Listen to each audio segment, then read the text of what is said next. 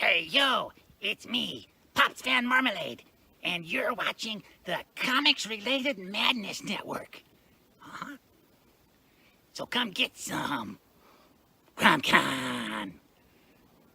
CromCon.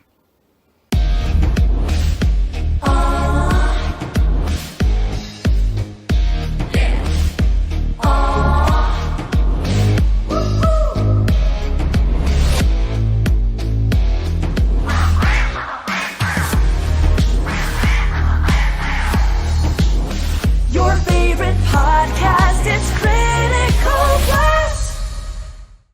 Hi, this is Tim TK, host of That Silverline Show on Tuesday. Join us at 11 p.m. Eastern, 8 p.m. Pacific every Tuesday night as we discuss pop culture and the joys of making comics. And I'm Scott Wakefield, host of Silverline's Wednesday Wham, where we talk about comic books and all kinds of great storytelling, sometimes with incredible guests. And we want you to join us Wednesday nights from 8 to 9 p.m. Eastern. We'll see you there. I'm Roland Mann, and I host Silverline's Silver Sunday. Join me every Sunday at 8 p.m. Eastern as we make mine Silverline.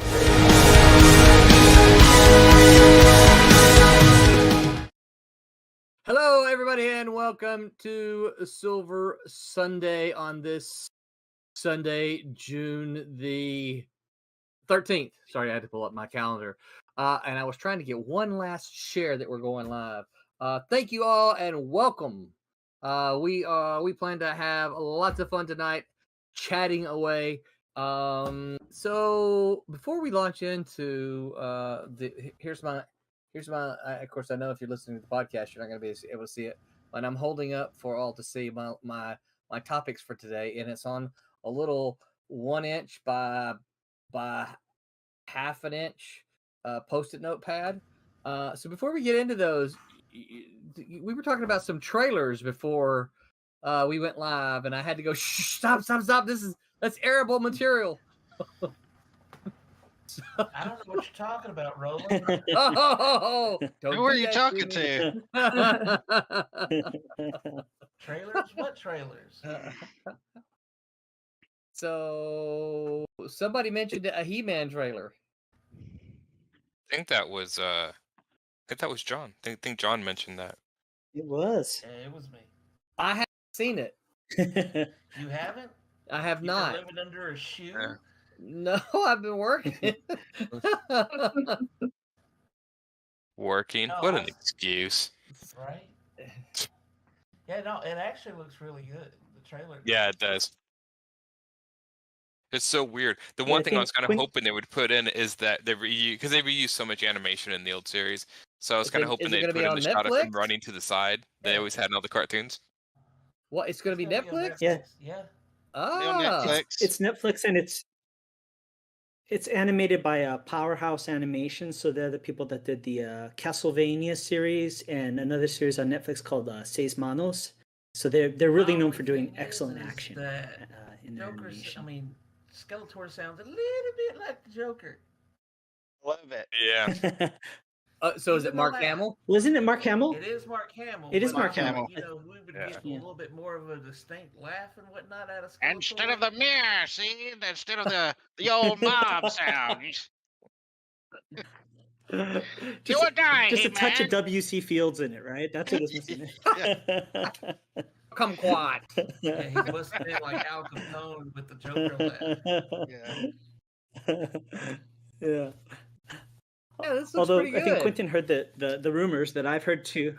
There's rumors though, which is one thing to point out is it's not He-Man, it's Masters of the Universe, and the rumor is that a couple episodes in or after the first episode, He-Man gets sidelined, and it becomes the Teela animated series. Yeah, the So Teela He-Man, show. yeah, The Teela. We'll see. Yeah, I'm gonna watch it. yeah, yeah, Oh. and that's why it's called. You get to see, Man at Arms give Trapjaw a haymaker in the freaking trailer, though. Yeah. Roland looks like he's watching it now. I am. I have the volume off. I have the volume off, but I'm watching it. Skeletor really looks leveled up in this, so I like that. And He's been working out. They picked for the trailer. Yeah. It's kind of perfect. Yeah, really 80s, you know. Yeah, Kevin Smith and is the director, and he was. It's funny, you know. Wait, Kevin Smith. I heard him talk about this, and he was, yeah, cool. Yeah, that Kevin yeah. Smith. Yeah, so he's the director. Yeah, and I had heard, and I verified because I talked to the head of Powerhouse Animation on an interview once, and that he basically told Kevin Smith, like, don't worry about the action. Whenever it gets to a part in the script, just write the words "fighty, fighty, fighty," and we'll handle it from there. Don't worry about describing the action. We'll handle it. And when I got the chance to talk to Brad Graber, I asked him off the record, but here we are talking about it. I said, is this true? Did you tell Kevin Smith just put fighty, fighty, fighty? He goes, yeah, I told him. I said, don't worry about writing anything about the action. We know what we're doing. Whenever you want action, just put the words fighty, fighty, fighty, and we'll take it from there. Nolan's now going to do that when So- he has action scenes in his books. Fighty, fighty, fighty. yeah. Fighty, fighty, I like fighty. that. Yeah, my scripts are not going to say fighty, fighty, fighty. That's pretty interesting. Yeah. Yeah, we just finished talking about Mark Hamill's voice. We just finished Avatar, Last Airbender. Oh, yeah, and yeah, yeah, and of course Mark Hamill is the Fire Lord. He voices the Fire Lord. So I just So we- love his voices. I love them, every one of them, and I don't even care that they sound a lot the same. But it's so cool. I love it. Ozai sounds different than the Joker. Like, I Mhm. didn't Yes, even he know does. they were the same, and the same voice actor until I actually found out a couple of years later. yeah, So they're that's actually distinct, but you just hear a little too much of the Joker in Skeletor. we actually watched those out of order. We watched the Legend of Korra, and really, Shame really, on really.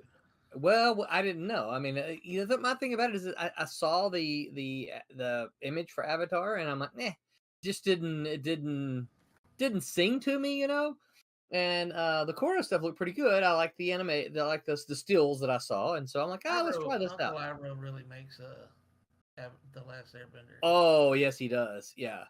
In fact, he was missing for a bunch of that last season, and I didn't like those near as much. Someone told me that I would like Avatar better than Korra. I don't think that I do though.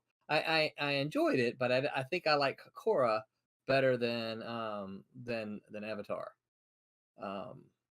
But now the thing about it is, in watching Avatar, I realized that there was a lot of tie-ins in The Legend of Korra from Avatar, because I can remember Iroh showing up, and I remember Fire Lord, and I remember them, and I'm like, they didn't mean anything to me in Korra, right? Because they were just characters coming in. But now I'm kind of like, oh, that's kind of cool the way that's all tied in, and I kind of want to go back and watch Korra again now that I've seen the Avatar. Okay, we straight. What was the other trailer that Just don't call it an anime. Anime fanboys will get mad. why is it not anime? They say it's not an anime. Why? Was it not produced by Japanese? That's the interesting thing, right? Studio, right? Yeah, it was animated in Korea, but actually almost all anime is animated in Korea nowadays. Yeah. I think it's just the idea that it was Brian Konietzko and DiMartino are Americans that came up with the series. But for all intents and purposes, it's anime. I mean, the quality, the aesthetic, everything, fanboys So say it's not anime, so you can't include it in anime. I watched it thinking it was anime, so It's anime. So what was this E3 thing that you mentioned? Oh, E3? there's a new Guardians of the Galaxy video game trailer. It's really long, but it looks cool. It's by Eidos in Montreal, and Eidos originally is the group that did Tomb Raider way back in the day. Oh, so they did yeah, they did the Avengers game, which most people don't talk about anymore. although although it's Crystal Dynamics did the Avengers game though, so we can't pin it on Eidos, but it was still Square published it. Yeah, the Avengers game is an absolute dumpster fire. They fixed a bunch. I know they fixed a bunch of it. They may have, but I heard they're I working think on it. a lot of that times that comes too little, too late. I guess even if they did make it, everyone's kind of made up. It's one of those typical things. People make up their minds in the first impression, and even if you fix it, make it great. I know they still haven't fixed the different appearances from the different armor. It all looks the same still, even though it Yeah, looks really? they different had when a you're selecting it. Yeah. they had a special event and where you could earn stuff, and the only thing you could earn is a different nameplate for your character. Everything else you had to buy. Yeah. So you could get a nameplate where, which is like, that's lame, you know. So yeah, greedy game developers. Shoot, what's the main actor's name? Oh, which one? The main who? Chris what? What's his name? Chris Pratt. Oh, Chris Pine. Chris Pratt. No, Chris Pratt. Sorry. Yeah. So I guess they couldn't Yeah. get Chris Pratt's the likenesses agreement. No. So yeah, that kind of threw me. All of a sudden, I saw Star Lord. I'm like, wait a minute. Yeah, I'm looking at it. I'm like, that doesn't look like Chris Pratt. Well, it's just like their Avengers game. None of them are the actual people. It's like a alternate universe version. They all look like the stuntman of Chris Evans and Robert Downey Jr. and stuff like that. You know, the thing that upset a lot of people about the Avengers game is one of the many things is that the story of the game, the story version, not the online mode, the story version, it looks like it's the Avengers, but when you buy it, partway through, as I understand it, all the Avengers quit and get sidelined, and it becomes the Ms. Marvel video game, and she tries to bring everybody back together. Oh, yeah, that would tick me off. Yeah. Oh, Roberta, you want to share? Yeah, and that's the concern. Oh yeah, I'm working without sharing. Sorry. Yeah, Here that's you okay. go. I just happened to think about it too. Brett, you want to toss her up half the screen like we usually do, please? Here's what we got. So, what are you coloring on there, Roberta? This is Champion Miss Fury page.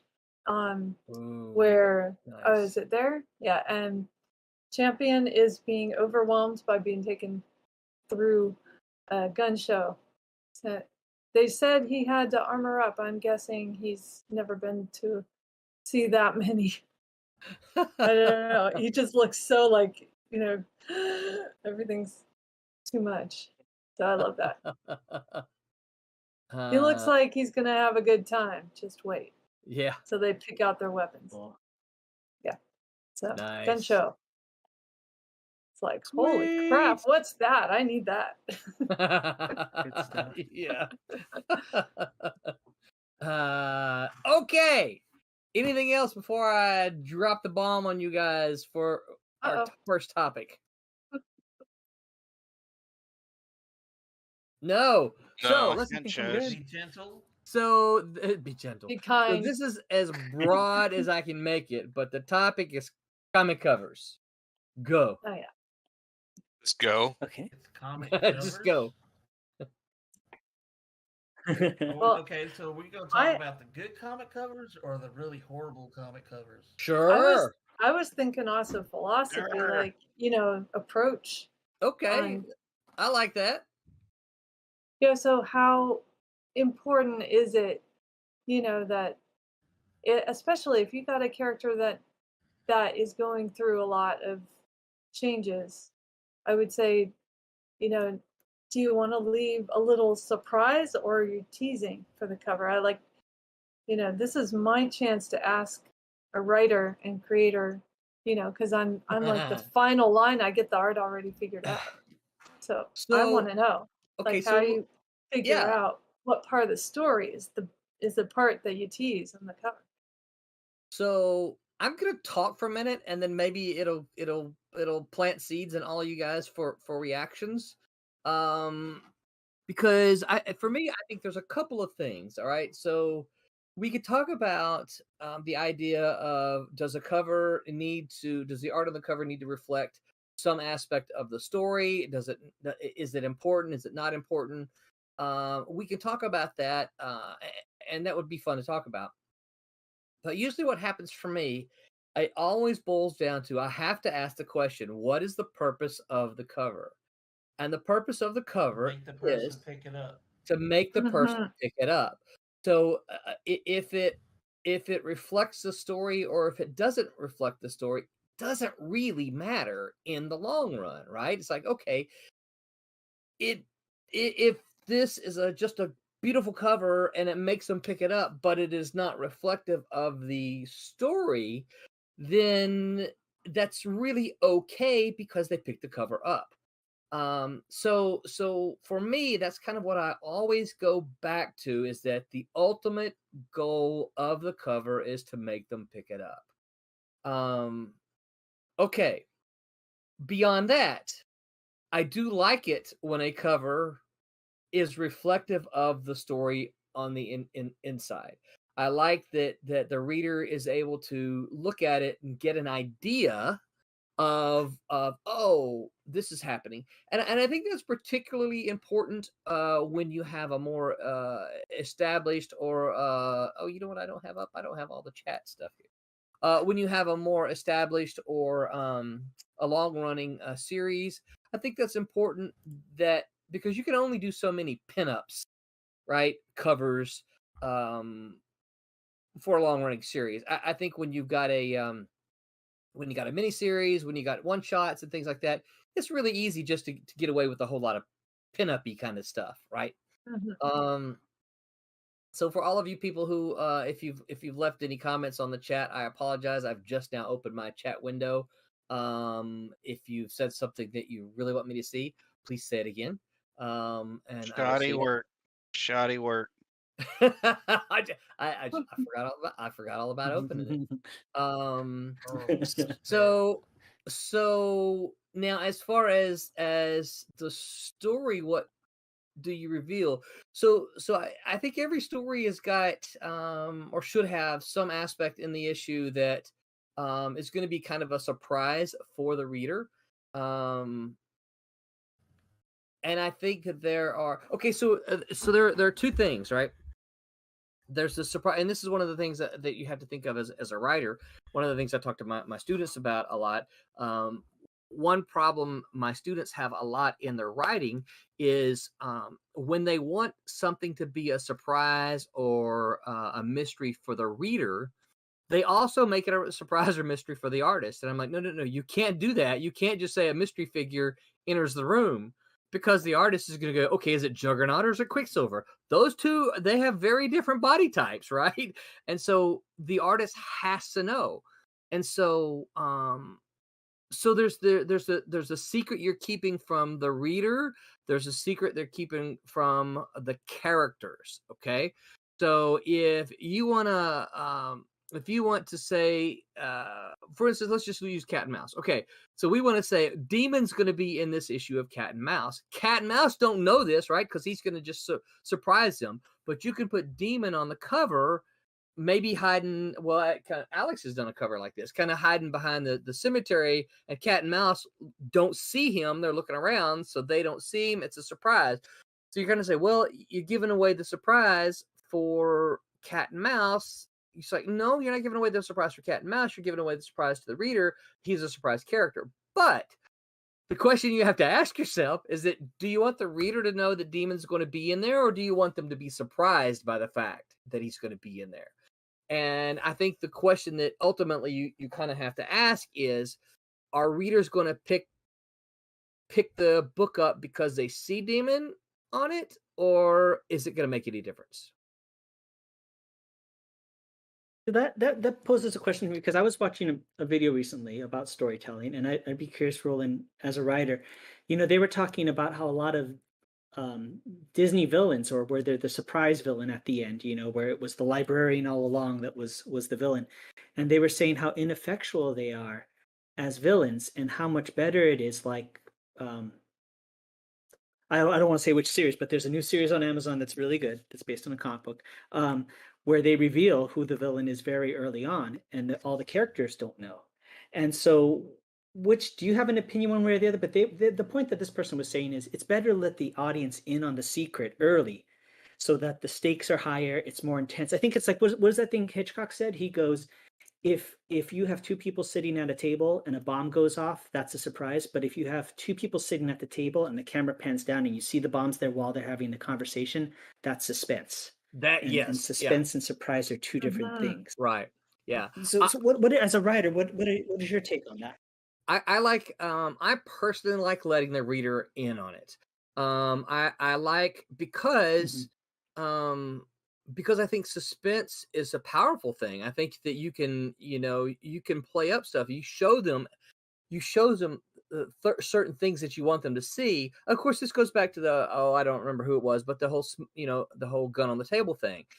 If you use it, if you put it there, you need to come back later. And this is one of the things Chris Claremont was so good about in the X-Men in the 1980s, is that he would bring these elements in and tease you with it, and then you're like, oh crap! But then you wouldn't see it for 4, 5, 6 issues. And that's the ones he remembered, right? So yeah, Personally, I like letting the reader in on it, but not the characters. Because you think about it this way, right? Yeah, you've been to the movies where you see the bad guy. Let's just take a horror movie, right? You see the bad guy sneaking up on the protagonist, right? You can hear people in the audience going, "Don't do it! Don't do it! Don't go! Don't!" Right? So that's different than the bad guy opens the door and goes, "Ah!" Right? That's a jump scare, and those, as a consumer, those just tick me off. It's like, yeah, you're just trying to get me. It's like, aha, gotcha. I would rather kind of see what's going on so that I can anticipate, like, ooh, what's he gonna do? Is he gonna stab? Is he gonna kidnap? Is he gonna, douse him with fire? Is he gonna, what's he gonna do? Right? I say he, like in the bad, bad guy, but it's that anticipation that I think causes the reader to say, I gotta keep reading because I want to see what this evil person's about to do. I think Definitely. Thanks. I was curious about that. I think Rob Liefeld had a thing on one of his pages about covers, because with all the variant exclusives that everybody's doing and stuff, and how he was didn't want a character that he was bringing in on a cover, and a shop ended up putting it on the cover. Yeah, and he canceled the whole thing, right? He wasn't notified about it. Oh, he refused. I think the book still got printed out and everything, or something like that. I don't know. I think that's the one he quit. The last I heard, it totally cut it. Yeah, I think he got just so mad. left. Yeah, he just quit because he's like this. He's like, there's only like 3 people knew or something like that, and he's like, this ruins the whole surprise for everything. Yeah, it's like on to the next. Yep. Yeah. So, I can't remember what series that was, but yeah, I think he was pretty upset with that. It's funny. I was thinking on Roberta just makes it look so easy, doesn't it? Oh, that's nice of you. I'm struggling with it a little, but it's good. I'm struggling with technology, not with the color. Gotcha. The stream cuts like half of my computer power down, so it's like it's laughing at me when I ask it to do anything. Yeah, when she wants to move like at full speed, it looks like time lapse. Yeah, it's like she sped it up. So, what do you think, Curtis? Do you agree with that? Have some different thoughts? What do you think? No, I think you mean as far as the surprise or covers, or both. As okay, I just, the one thing is I would rather it be vague, like a cool Art Adams cover where it's just a team shot, or specific where it shows a scene from the comic book or a section. I don't like it when there's not where I feel cheated, where it doesn't. I don't know if you guys are felt this, but have you ever like looked at the comic book and you look at the cover and you go, that kind of looks like the scene in the book, but not really. Like I didn't get what was Yeah. advertised on the front cover. You know, Yeah. yeah. Mhm. And if I what can is- parlay that into, oh sorry, No, go ahead. I think we got a little bit of lag with you, I think. oh no, if I can parlay that, yeah, okay. I'll say this and then I'll log out and come back in. How's that? Okay. I think I'd be curious what everybody thinks about when it's the art isn't the same, where it's a different cover artist than the interior and the quality isn't the same, i.e., like a Mhm. great Adam Hughes cover and then Yeah. the inside. I don't like it. Whoa. That's what I was going to. Yeah, Wow, he'll he come did back. it. Yeah. That's well, what I was it's- going to say. Against Roland when he was saying, any cover, like the cover, just as long as it makes you pick up the book, any cover will do. I'm going to push back on that a little bit and say that is #1 killer for me for buying a comic. If I pick up the Yep. cover and flip open the book and it's not matching the cover, that book's back on the shelf like that. Well, That not is only a very huge pet peeve of not mine. only that, but if it's not even if it's like good art on the cover and bad art inside, I don't even say that. But if it's like this kind of style, and then you open it up and it's like something a little bit, like If the you're doing a style is Western way style, different, yeah. I don't like that. I don't like that. Like if you're open, like if it's a Western, say like a Neil Adams cover, and you open it up and it's like a manga style It or feels something. like I'm Yeah. being had, and I don't Yeah. like Yeah. that feeling. Yeah. So I can see any cover. I think you can get any. I mean, let's be honest. If you wanted any cover, anybody to pick any cover, the whole entire row of comics would be covered in like nude women and men. That would just get you to pick up the cover. So, but I mean, that's obviously. I mean, if you just want to go straight for like getting people to pick up covers, I mean, they'd be, So Yeah. I think there's a little bit of honesty and advertising when it comes to the cover, and I think a lot of covers, especially in the days comics, circumvent that. They don't like to do that. There's a lot of covers I pick up, and like, yeah, but it doesn't look like they even like they got the superstar to draw the cover, but then they got like the janitor to draw the inside, which is a running It's- joke between me and my I friends. think it's tough going off of what you said, because if everybody was doing that, then they all become invisible again, unless somebody's doing something different than that. Yeah. So you really have to strive to do something really good that's a little, that's eye catching. If Yeah. everybody's doing the same stuff, then like iconic poses and stuff, I've heard over and over and over when you do covers, we don't like for them to. It's been the mantra of a bunch of different companies, or a section of time that when I was getting into comics, they were saying, don't do anything in the story, just do iconic poses and iconic, character shots and stuff. Pinups. And yeah, that I see how that may be great sometimes, but if you overdo that, some of the greatest covers that I've ever seen that I can go back to is stuff that had to do with the story. It didn't necessarily happen exactly the way it was in the story. Like, for instance, I'm thinking of Secret Wars number 12. And y'all always hear me go back to Secret Wars because it's the one that got me into Heroes. But Doctor Doom's on the cover and he's holding his hand up, and all of the heroes are dead in the background, and it's kind of an upshot looking down, and that cover is just so good to me. And that happens in the comic, but you don't ever see him in the comic. Ha ha ha! Killed everybody. Yeah. But I mean, it gets that feeling, and it's that kind of thing. It's kind of a spoiler, but at the same time, how many covers have you seen like that and that didn't really happen? It's just that is like the doom that is proposed to happen if they don't do something. They'll show like a massive death scene. Everybody, you know. So I mean, Yeah. I love that cover. I love some of the greatest covers I've ever seen are not really necessarily iconic poses Yeah. and shots of characters, but they're good. I've seen a lot that are really good. So got a couple comments here. This goes back to we're talking about Demon. Stephen Brown says, "Hey Stephen, how's it going?" He said, "I would put the Demon character as a silhouette to show that there's a new character, and that would be the info they get." Which is also a very tried and true way to do it.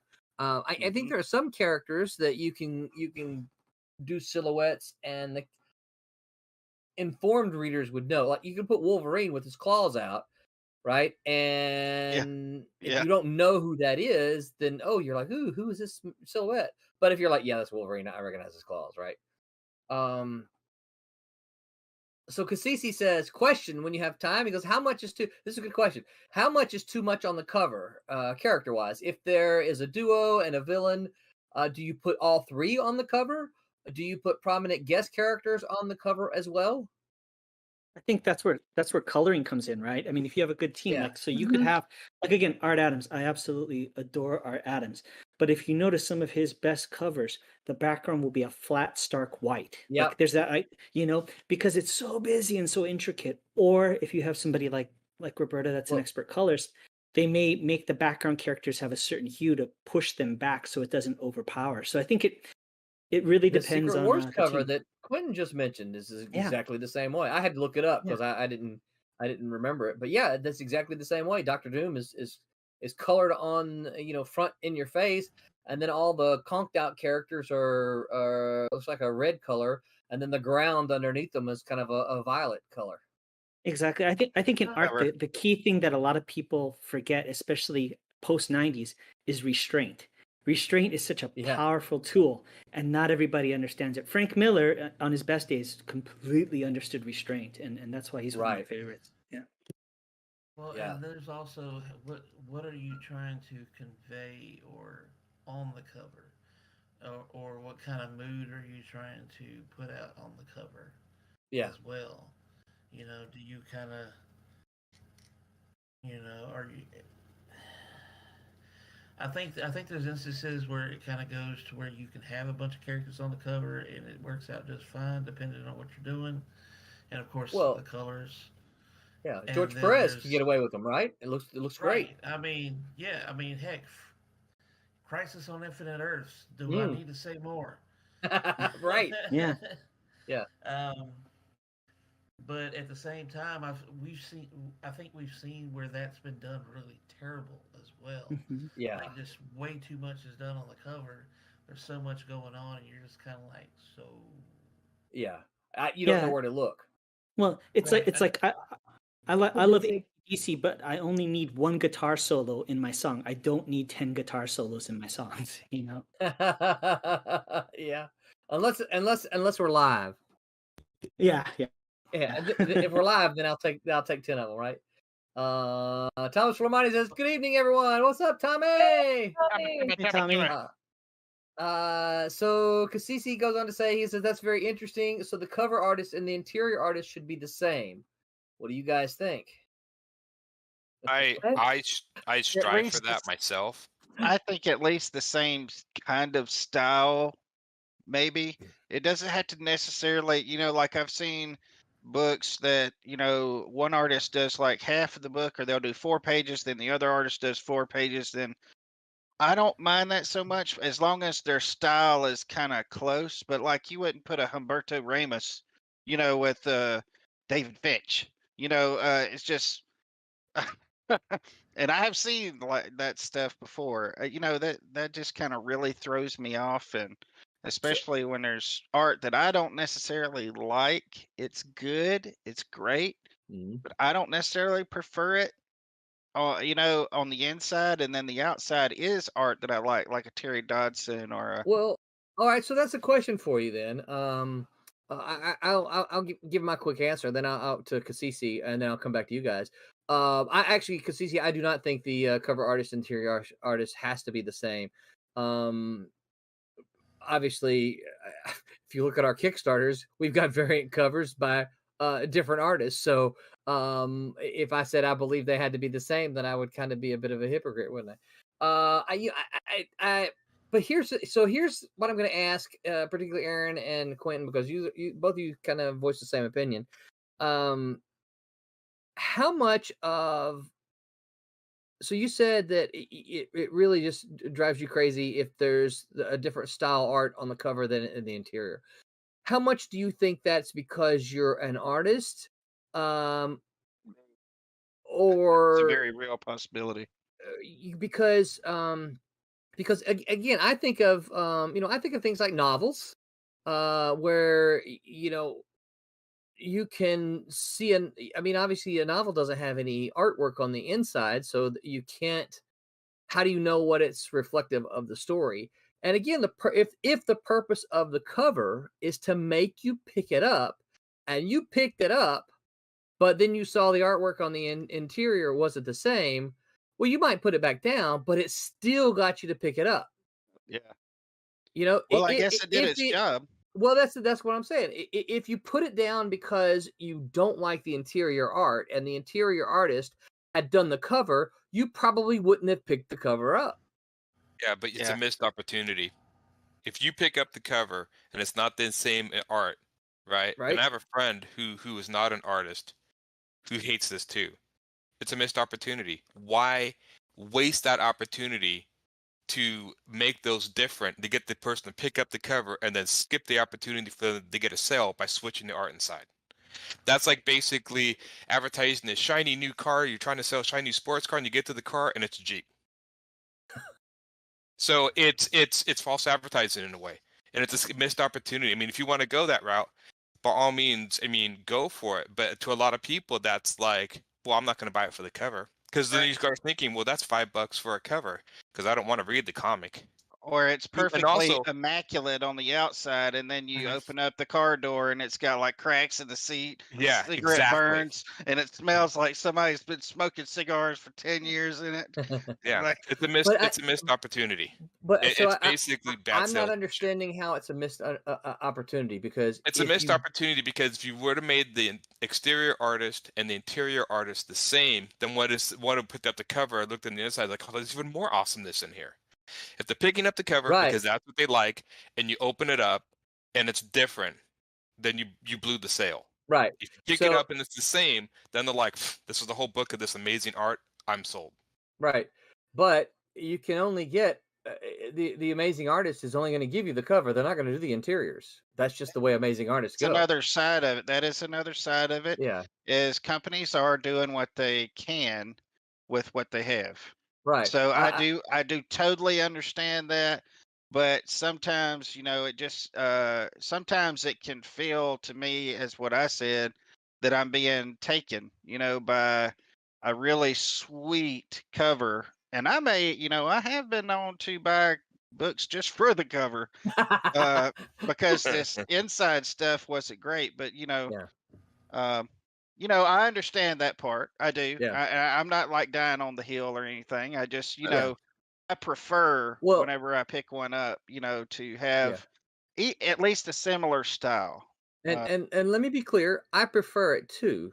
But that's again that goes back to my preference. But what I always have to go back and ask, what's the purpose of the cover? And if the purpose of the cover is to get the reader to pick it up, then it really doesn't matter whose yeah, work is on the inside. You see what I'm saying? yeah, It's you like totally got it done. I can't actually. I see that. I think that's a little simplistic view. I think, again, if you're just looking at a cover just to get somebody to pick it up, the cover should also want them to entice what's inside. I could pick up a book, yeah, look at the cover, and not open it. I picked it up.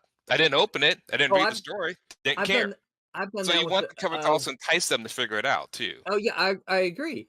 Yeah. And so if you can get a superstar artist Yeah. whose work doesn't reflect the interior to do a cover that entices a reader to pick it up, but then it doesn't look like the interior, isn't that what it's supposed to do? Yeah, If I can theoretically. interject, I don't. I'm the one that doesn't necessarily agree with the superstar. I've seen lots of superstar, I guess what they consider superstar artists. It seems to me a lot of the superstar artists I see tend to stray towards the realism side, and it takes much more work to make a realistic. Like if you're going to make a comic completely realistic, all detail, that takes a lot more work. And that's why these superstar artists don't do a lot of the interiors and do covers, because it would just take too long. Hence Yeah, Jeff Darrow and other ones, right? right. Yeah, So it's hard to do again, interiors. it's like if you want to, to me it should be like I really just like my comic Goblins. I did not ask anyone to do an alternative cover, and I won't. because what you see is what you get. And if people like the art, then they want to pick it up. And also, and this is just me personally as an artist, I know how my characters are drawn, and when people draw my characters and they don't draw them right, it bothers me. So I draw them. So yeah, on my Godlings, there won't be alternative covers. All the covers will be done by me. And that's just a personal preference. Sure, no, and I think that's fine. But let me play devil's advocate here.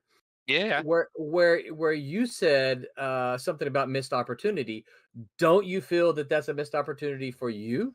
Don't you feel that if you could put a cover on Godlings that might be done by someone with a slightly different art style than you, that might reach a different audience that say, "Hey, oh, cool, what's this Godling?" And obviously, you're going to work with them, so they're going to still give you a quality cover, right? And then it calls some different reader, potential reader, to pick it up. Go, oh, cool, look at this thing. This is Godlings. Oh, this looks pretty cool on the inside. I don't know what this Godling stuff is. Wouldn't you say that that's a missed opportunity? No.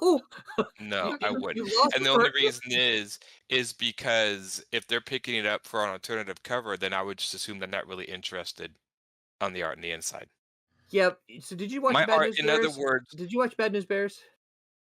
A long time ago, yeah. Do you remember? Do you remember what Boilermaker told to all of his kids about assume?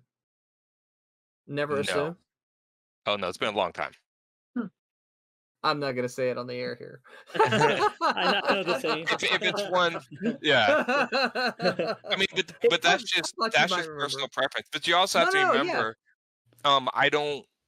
I'm really into the book, so I don't go. I mean, I think this is people who are into like cover collecting and stuff.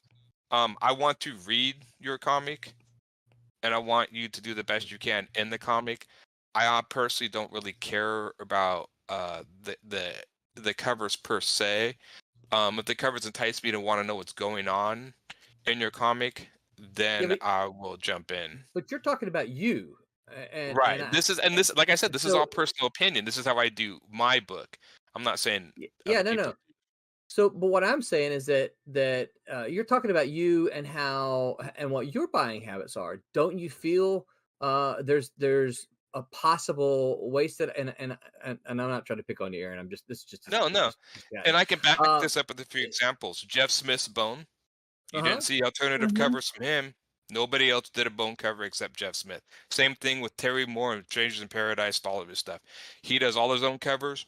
You do not see any other person, and those are very famous independent artists. You don't see them. I've never seen any Jeff Smith or Terry Moore ask a Neil Adams to do a cover. Never. And they are considered probably the most successful indie comic creators, more than like Lady Death and stuff to a degree. Yes, but they're very, very successful, and so that doesn't correlate to me. Missed opportunity because I mean, come on, Bone's synonymous with kids' comics. Yeah, oh yeah. And he never asked them. He never played that game, and I mean, neither did Frank Miller with Sin City. You know, so it's one of those things. You look a lot of them. They didn't do that. I think Frank did. I think I remember. I'm just saying that there's two avenues to go down, but I've seen some of my favorite creators never had a lot of alternative covers, and they stuck with them. So, and that could just be maybe because they're superstar artists. I mean, John Byrne wouldn't need to get somebody else to do a Next Men comic cover because he's John Byrne. Right. So there's also that too. But in the same regard, others have done covers, or I'm sorry, in the same regard, John Byrne has done covers for other books that he didn't draw. Oh yeah, I mean, if you pay me to do a cover for you, yeah, sure. I'm just saying that's what I do. I mean, that's on you. I think the reason I push back against this, and maybe the reason I push back against it a little bit, is just maybe going to the Kickstarters where every Kickstarter is like 1,000,000,001 covers. Not us who do like an alternate cover, but the ones, and you know the ones that you go down, and it's like all covers. Oh yeah, yeah. There's like 40 different covers. No, I totally. And so I'm like, is the interior of the book even worth it, or they're just trying to sell me on covers? And I'm like, if you're just trying to sell me on covers, then why didn't you just make the book of covers and forget the story? All right, I'm going to chime in, you guys. I have please do. As an artist, the first thing I look at is the cover art. So that's start. So if the cover art's kind of mediocre Yep. and it matched the interior book and the book was a great story, but the art didn't sell it for it, then that is a missed opportunity on the other end. So I thought, the cover will do it if it gets your attention. So Yeah. secondarily, you go to the cover of an artist that you actually like as an endorsement, I figure. I see it that way. Yeah. That it's not so much that, oh, I expect it to be their style. It's more like, oh, this person really liked it and I like this guy's work. So, maybe there's something to him being part of that team. I agree. I'll buy a second issue. I'll buy a comic that has artwork that I don't necessarily love if it has a good story. But if I don't like the artwork and it's on the cover, I'm never going to pick it up. Mm-hmm. I think it's kind of like Also, if I'm already, I don't have a problem if with. I'm already, go ahead, Curtis. Oh, Go ahead, Curtis. No, go. Thanks, Quinn. No, I kind of feel like it's kind of a matter of I'm okay even if it's a little bit different style as long as the book inside has good artwork. What I don't like is when it has an Adam Hughes or Travis Turst cover, and then you open it and it's like a fifth grader drew it. That's when I feel cheated. It has The art artwork still by has to me. be- Want to say it? No, Right. but as No, long as I it's agree good with you. quality, I'm okay. Yes. Yeah. Yeah. I am 100% with that. It's like, oh, there's a fantastic cover, but then you open it up and it's like, oh, it looks like I drew this. And it's like, who brought the new guy? Yeah. Yeah. Beer Let me goggles. catch up on. We're generating some chatter here. Some heat. Uh, And yeah, this Quentin, has sorry, been thanks fun. for that. So Stephen Brown says, I like it when they give a clue of what's in the story, but not too much of where you wouldn't want to buy it. I think we might agree with that. Yeah. Yeah, not too spoilery. Yeah. And he says, or have 2-3 covers reveal a poster like what Jim Lee did in Marvel's X-Men. Yeah, where you can kind of lay them together and they create something. Yeah. I guess my question is how many I know that those exist, but has anyone ever seen a poster, quote unquote poster, that people have like put them all together to do that? I used to do that with Mad Magazine. Yeah. And they even put out one later where all the covers were on a fold-out cover. Every They were one of all on them? One cover. Yeah. All 5 of they were them? all- yeah, and it was all Wow. rolled up on a fold-up. Yeah. Well, that's kind of cool. On a reprint. Yeah. Cassisi says, to a certain extent, isn't it expected that the interior art may not be as detailed or intricate as the cover? Definitely. Yeah, Yeah. I've seen Gary Yeah. Frank Depending go on the all out on artist. covers, and then on the inside, it's not quite as detailed. But I always kind of expect that, but I kind of know the process a little more. So, like, you would spend more time on the cover because it does mean so much. And on the sequential art, you have to be there's a time factor. There's a time Right. factor on all of it, but you know what I'm Yeah. saying. You have to You be a little can't- bit quicker. Yeah, you can't spend all that time on the interior. So, yeah. Yeah, Oh, where you turn around, there's Greg Capullo, and Greg Capullo's doing the cover, and he's doing the interiors, and he's got detail coming out in the freaking. I Right. will also say that this what we're talking about is the initial picking up of a book. Right. Yeah. But Of an now me, unknown. if I'm already in a book and they change artists, because usually because I'm an artist, I buy books by artists. Like if Yeah. it's Terry Dodson, I will buy it. If it's David Finch, I will buy it. And I don't even care what the story is. I will get involved in the story, and then I'll follow that story out a little bit longer than what they're on the book. But for me, that's my personal preference. That's what I do. But if I'm already in a book, it really doesn't matter about the cover versus the inside. I just want to complete the storyline. I want to see Right. what's. But on the initial, yes, the cover has to look good. It has to look awesome for me to really make the plunge for the first time. Yeah. Yeah. Long story short, a good cover, bad art inside will sell me one book.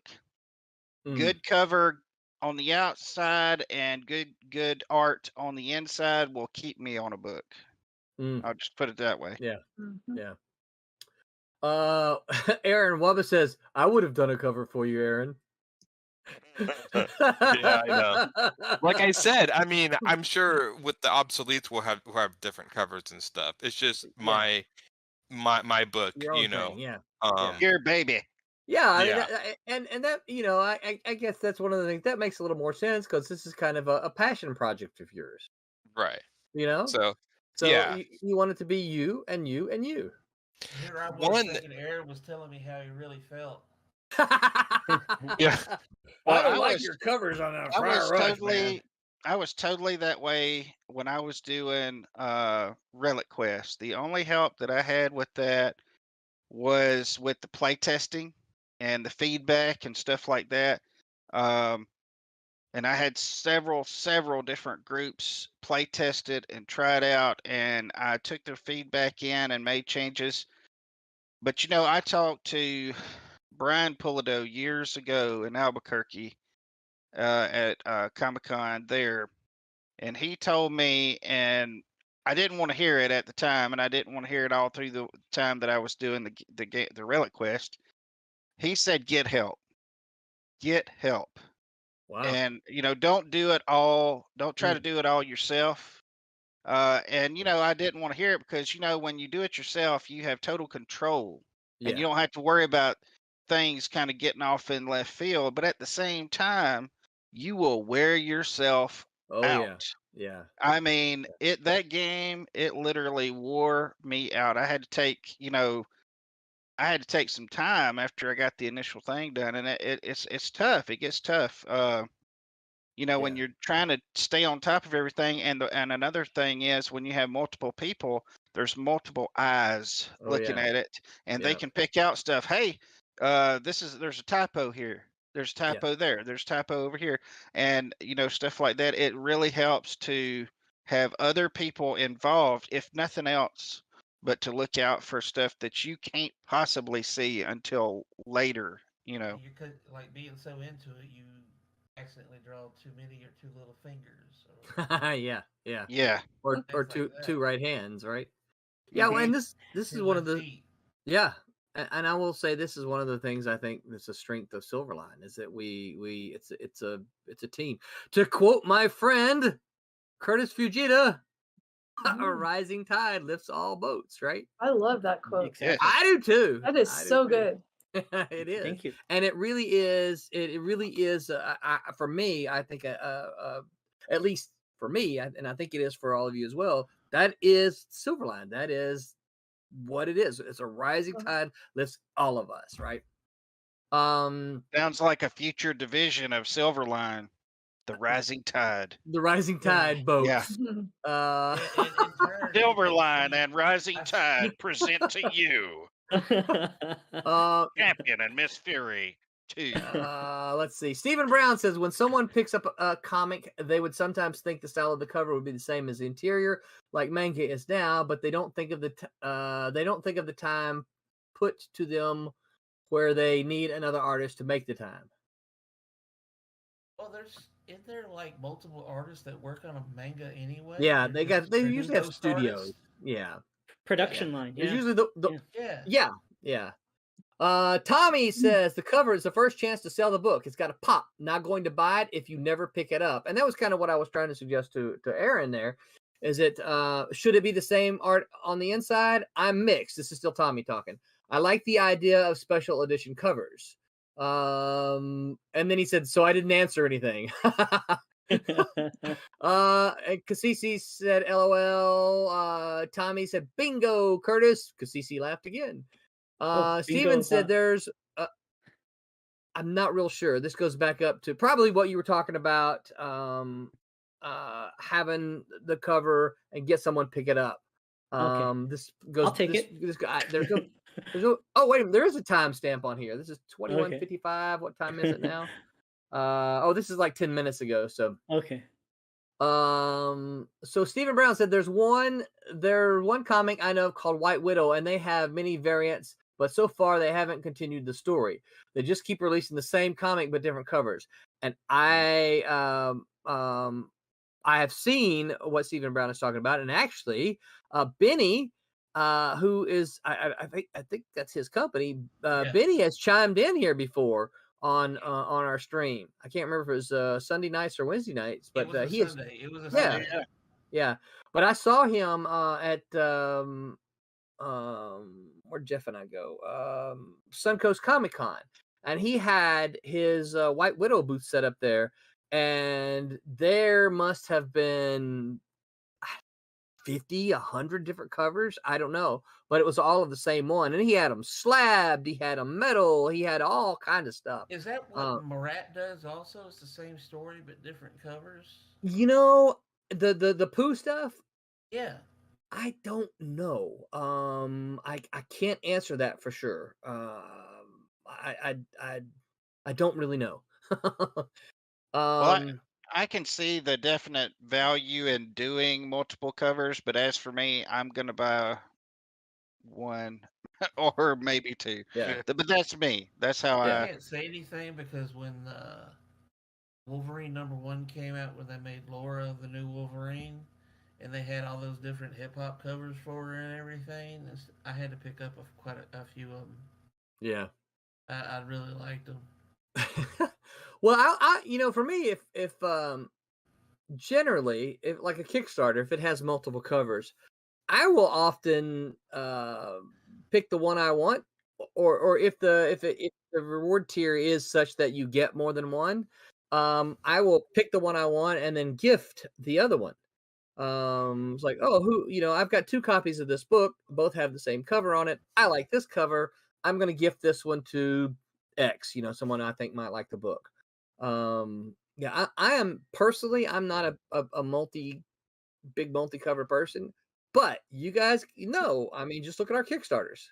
We got people who like having multiple covers, and Well, I definitely don't think it's a bad thing. I think it's a good no, marketing thing, and I yep, think it's, there's a lot of good stuff about it, and I don't think we overdo it. And I think a lot of no, people overdo it because it's kind of the thing right now in collecting is yeah, having multiple variant covers, variant figures, variant, exclusives. Just right, you can only get this particular one at this particular place. mm, There's a lot of wisdom to it, yeah. a lot of, There's I think it it's good. plays it plays the whole collector's market, and we've got a couple of stores that that have store exclusives. Um, you know, um, Coliseum of Comics has often backed our Kickstarters at the level that they'll put their logo on it, so there'll be 20 books with their logo on it. Um, 2 years ago, Daytona Beach Comic Con had a run of special cover books. So there's some of that around for us, but yeah, I tend to agree with you. We don't do those that have like 50 covers. Wubba said there's a lot of books I never would have picked up if it wasn't for Jay Lee or Del Keown cover art. Sometimes Yeah. Right. I Yeah, see see, variant Mhm. I that's see good. variant covers sometimes as nowadays as customizing. It's like instead of getting all the variant covers, I like this cover with this comic book, and so I kind of see it as that now, which is kind of fun. Well, see, that's what I was saying. That's me.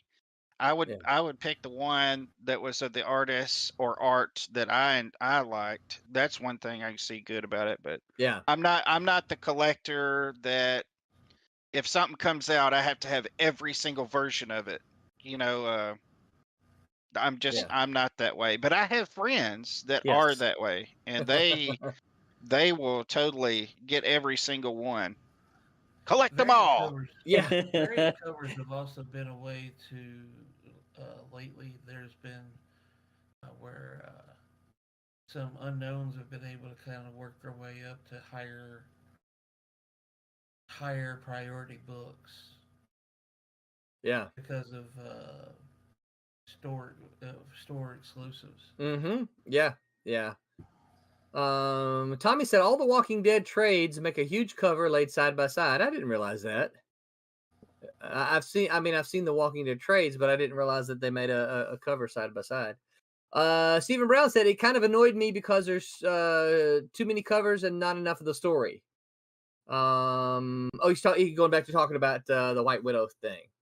All right, I gotta go, guys. All right, Roberta. Hey, thank you Roberta. so much.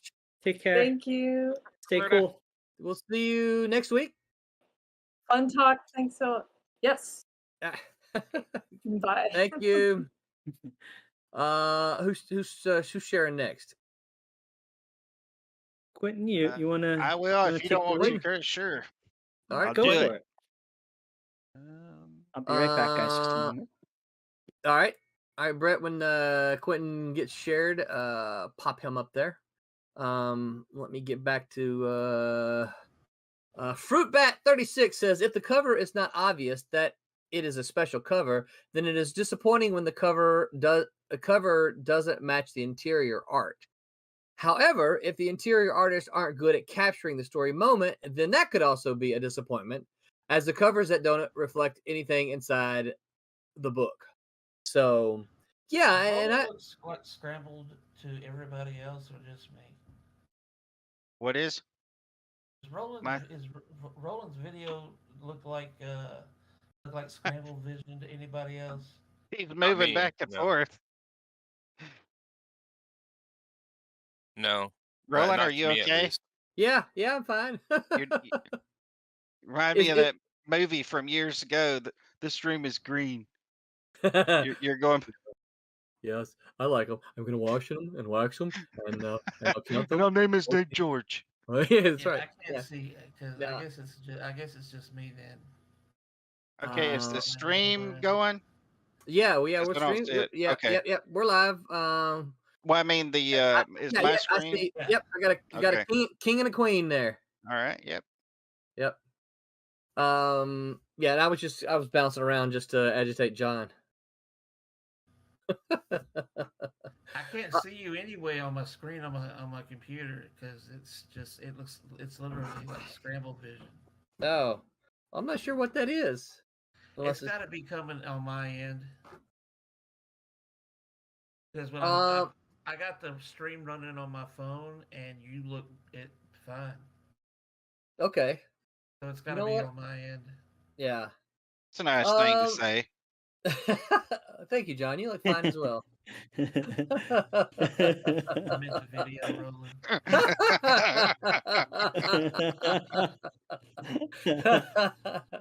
All right, so we'll end up with Fruitbat36's comments there. And yeah, I tend to agree that yeah, sometimes if the interior artist is not the same as the cover, it can be disappointing. I agree with that. Especially if I think if it's something super, and this may be kind of going back to kind of what Aaron was talking about. If it's something completely brand new to you and you're like, wow, this looks really good. And then you pick it up and you flip through it and you're like, oh, well, no, it doesn't. You know, it's like the cover looks really good, but the interior doesn't, you know? And I think that It reminds me of, disappointing. if folks remember, if you remember back in the 80s when there was the big VHS boom, you would have some VHSs, like really sci-fi or fantasy movies, where they had this painted cover and it looked amazing, and then you'd rent the video and it would just be like on some, in some parking lot that it was filmed or something. You know what I'm talking about? Yeah. It had all those Dave Dorman covers. Right? I've got burned so many times with movies like that. I know. Who knew Ator the Fighting Eagle was not a masterpiece, you know? Right. Then there's the Spider King. Then there's movies where the cover looks like awesome as all get out, and the movie looks awesome, but then the story is junk. Oh yeah. Yeah. There was actually a Jet Li movie I remember written from the Red Box, something about White Witch or something like that in the title. I wouldn't have used that movie for a coaster. It was that horrible. Fruitbait 36 Fruitbat, sorry, I'm reading this. Fruitbat 36 says bait and switch. I think for the covers and different interior. So I do have a second topic here written down here. But Stephen Brown asked this question. I think last time we were on at like just before we were getting out, and so I thought I'd post it up here. And Steven, if Yeah, you I got remember. if you got something specific you're asking, fire away. We'll toss it out, but it's kind of a very broad question. Before I get back to that, I'm gonna read some of these others because Cece says, "Yeah, the good old days of VHS. Those movies are a special treat. Full Metal Ninja, Death Machines, The Witch with the White Hair. Is that the Jet Li one? Yeah. Possibly. So Steven Brown It says, sounds like it. I'm halfway done with my comic, still trying to figure out how to get it out there. And then he says, "What's your opinion of comicsology?" Or for Aaron, what's your opinion of cosmicology? Psychology, that's right. So what about it? What you guys have thoughts, opinions? What it Comicsology? is. I buy from there every barely- once in a while. Because I've Yeah. heard some decent things, and then I've heard some, Yes, that's me. and then I I've don't. heard where people are like, I haven't made anything. Well, I think like most online sites, the thing about the internet is I think it's really hard to browse. I think one of the ways of getting discovered is by browsing. You go into a store, browse around, find something different. And I'm not picking on comicsology a lot. It's just the internet, the style of the Right. internet. I mean, you go on the internet, even on Amazon, it's hard to just browse and find things. So I Yeah. think a lot of times when I put my stuff on there, it's just buried under the thousands of other things. So unless somebody knows to exactly look for goblins or look for fire rush, for instance, or something, the chances of them stumbling upon that are much less than say in a store where it could be walked by the shelf and like, oh, what's this? And just, I Yeah. think that's the benefit of stores, and I think this going online is great for corporations who have tons of money to spend on advertising. But if you have tons of money to spend on advertising, you do kind of rely a little bit on the browsing function of somebody Yeah. stumbling upon it. Yeah. So, so Yeah. that's my You could do it, but you'd have to really market at the same time, just like you would any other place, yeah. any other thing. Uh, that's what I say. Yeah, and I agree. I think that's the difference. Like when you go into a bookstore or a comic book store, you can literally just kind of this comes back to our covers, right? You can really Yeah. you can literally just kind of browse through them, looking at them, picking them up, and flipping through Right. them. And it's not as easy to do. I know that I know on Amazon, um, you can click one, and they don't all have the see what's inside. Some of them do. Yeah. Some of them don't have the see what's inside. I'm not Which I saying won't. this. I'm not saying this because Indie Planet is one of our sponsors, but I really like the way theirs is set up because you get to scroll down the different books that they have and the new ones that have come out, and you can click on them, and you can look and see like a couple of pages from the interior. I usually get to see the 3 pages. Yeah. So Fruitbat36 says, "Do the Delilah Dirk method, but give only a few pages, then send to buy." I'm not sure what that is, Fruitbat36. Do you guys know what the Delilah Dirk method is? Never heard of that.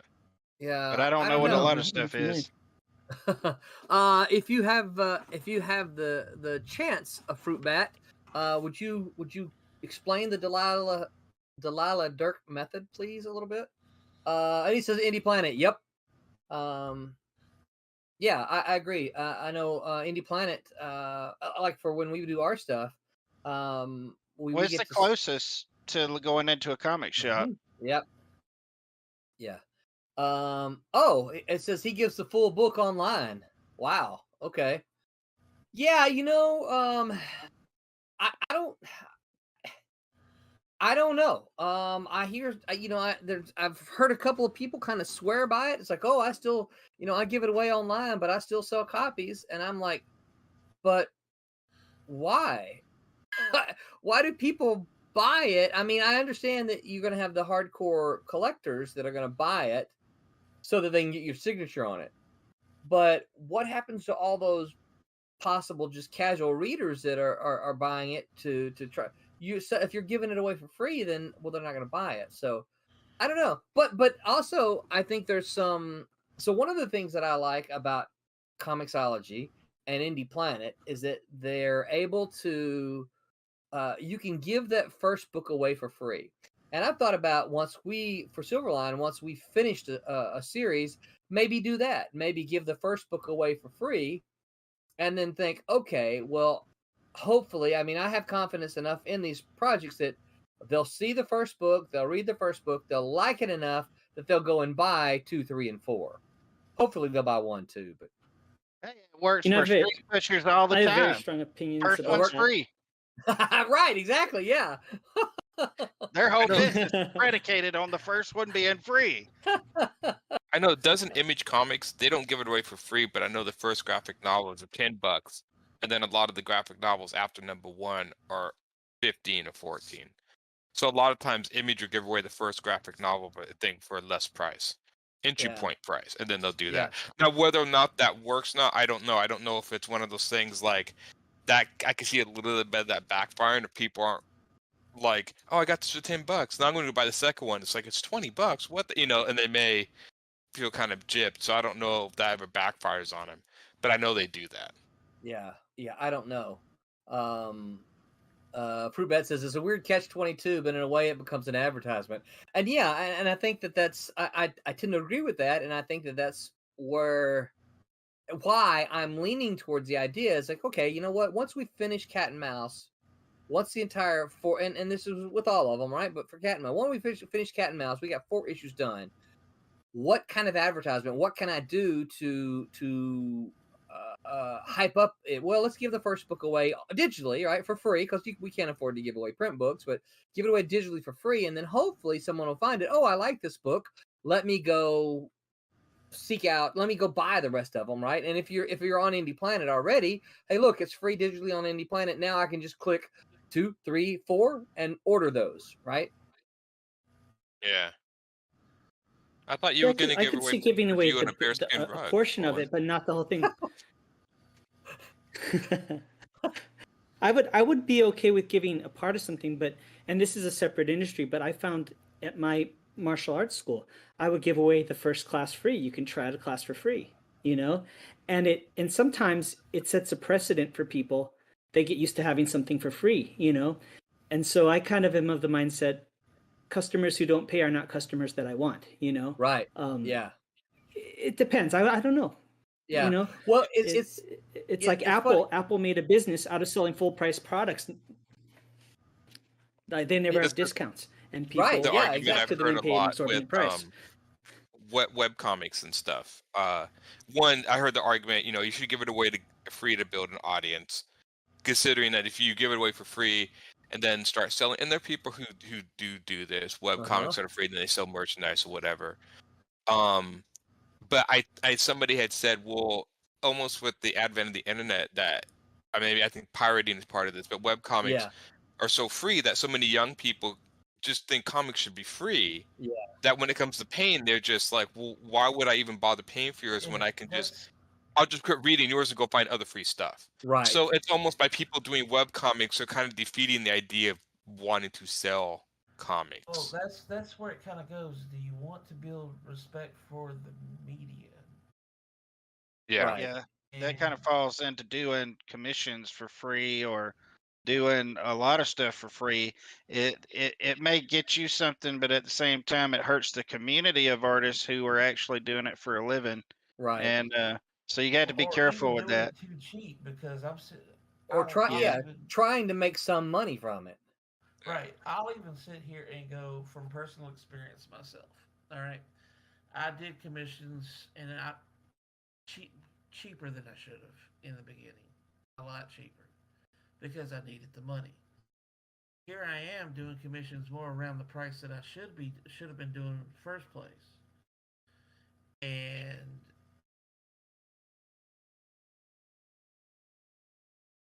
Roland's the one keeping me busy. It's either Roland or the day job. Because I was doing that $50 11x17, and now I'm like, no, I'm not doing it anymore. I put too much time and effort into that $50 11x17 full figure. Yeah. And was trying my best to knock it out of the park. That it was just like, well, now you're not. People are just gonna sit there. Well, you're not going to do it that cheap anymore. I'm not going to go for it. Yeah. So it's Well, just if one of those it's things where you I'm know, if now. it's oh, go ahead, sir. It's just now one of those things where I just have to sit on it long enough and throw some stuff out there that it starts generating back again. Mm-hmm. And I think that's just a process. So Fruitbat says my suggestion is to do a modified version. Don't offer the whole book, which then is kind of what Tommy then says. He says I'm really trying to talk myself into giving the digital versions of all but the last few pages of my books away for free. Then, if you want to see the end of the story, you support me by buying the book. So, so that's a good idea. If Fruitbat goes, yeah, and then make it really easy to buy the book. Yeah, click here to purchase. Yeah, Right. Yeah. Hey, you want to read the rest of the story? Click here. totally. Yeah. So the question though becomes how much. So, and I guess that's kind of where my mind is with giving away the first issue. You give away the entire first issue, and then it's the same idea. It's like, okay, well, you want to read the rest of the story, you got to buy issues 2, 3, and 4. But this is like not the entire issue. You do that for our books are 22 pages. How many pages do you give away? 10? That's almost half the book. I think it's based on the story, so you got to kind of find the cliffhanger in it, not the last page, but wherever there's a cliffhanger or there's something that they have enough of a satisfying story, but there's some cut off. Yeah, like don't do it in the conversation in the diner and cut it off there, right? Because yeah. But But that goes back to you know what's problem. interesting? You're talking about not giving stuff away. Oh, sorry. Go ahead. Go ahead. No, that's okay. We got lag with you again. No, I was. Oh, sorry. I'll say this and I'll log back off. I thought it was interesting because back in the day when I was a teen and I was working at Malibu and we went to Comic-Con, I would have a sketchbook and I'd get tons of artists to draw, and partially because I was with Malibu and there are people I knew, they would do that. But the two people who wouldn't do sketches for me was Gil Kane and Neil Adams. And I was this young, fresh-faced kid, and I went up to them and I asked them, I said, hey, could you do a sketch for me? I mean, I had stuff from Jerry Bingham, from all these people, and they flat out said no. And knowing their background, what they went through, and the standard that they held themselves to, it was a real eye-opener. But those two guys knew you don't give away anything for free, especially Neil Adams, right? Yeah. Oh, yeah. Yeah.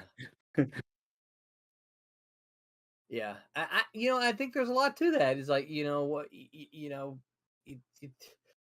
if you're giving it away, then you are giving it away for free. But then you even talk about the cliffhanger, and Fruitbat 36 says the same thing. You got to leave us on a cliffhanger. My problem is I don't write for a cliffhanger on page 10. You're right. I write for a cliffhanger at the end of the book. Yeah, you definitely have to engineer it to where you were cliffhanger and a little more. Yeah. Yeah, so with that, you'd have to engineer it with that kind of business model in mind. Yeah. I want you to read Tommy's next message until Curtis comes back here. All right, Curtis, can you hear again? There he is.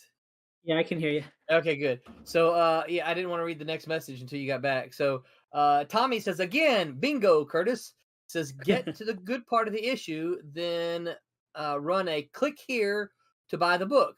Not saying this is a good idea. It might backfire on you. Could make the readers mad. And then Fruitbat says, well, something that says turn the page. Yeah. And I think that, I think there's a lot to be said for that. I think these are certainly things that, particularly as because we don't really have digital content, because I think for a lot of it is because of me, it's, I'm the Comixology is what started this whole discussion.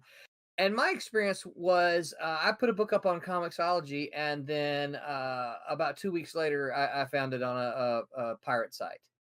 Now, I'm not accusing Comixology because I don't think Comixology did it. But what I'm thinking is that because it was on Comixology, it became available to the pirates, and then and then they just do this, Rob Davis says, "Hey everyone." Hello, Hey, Rob. What's up, Mr. Rob? Rob. Stephen Brown says give her a 3 or 6 page preview, and I think that's probably kind of in line. Is it, and it's we talk about Indie Planet. It's what Indie Planet does. Indie Planet gives you 3 pages to preview, but maybe we should, we should look at doing. Hey, you get to see 10 pages or something. I don't know. That's almost half of our first book. Tommy says just ideas. Maybe I should be on the Sunday show next week. Yeah, come on in, Tommy. Yep. Definitely. Tommy, we'll just count on you for next week. Yeah. Have you folks seen how Marvel sometimes does the free comic book stuff on Comixology? It'll be like 3 or 4 or 5 pages, and then a couple character designs, and then like a synopsis of the world or something like that. Like just kind of a more of an overview. I don't know how effective that is, though, to be honest. Well, one of the things, and I see Comixology pretty regular, partly because in my class, I assign students to reading to do. I don't choose the books for them, but I tell them they have to pick free books from Comixology or from Indie Planet, and they do about half and half, and it's not unusual that I see Marvel putting, hey, this is a Daredevil number 1 from 1966 for free, but the number 2 is 99 cents. The next issue is 99 cents. So they give you that first issue for free, and then they want you to buy the rest of it. And I'm not convinced that's not a good idea. I think it also probably depends on how many books you have. Like Marvel has thousands and thousands. Yes, and right. For us, the challenge is that percentage of one versus several thousand versus us. That's a lot for us. That's a big percentage. So that's a good question. Yeah. I don't know. Yeah. Rob Davis says, well, in that preview, there may just be a way to embed a link to in your file to the sales site that will remain in the pirated copy. Then it doesn't matter that it has been pirated. It just expanded where it's available. I'm not sure what you mean, Rob. It's kind of sounds nifty. Can you explain a little bit more?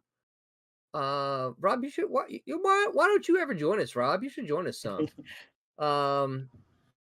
Stephen Brown says, my comic is about 23 or 25 pages, and I would leave a cliffhanger so they would want to get the next book to see what happened.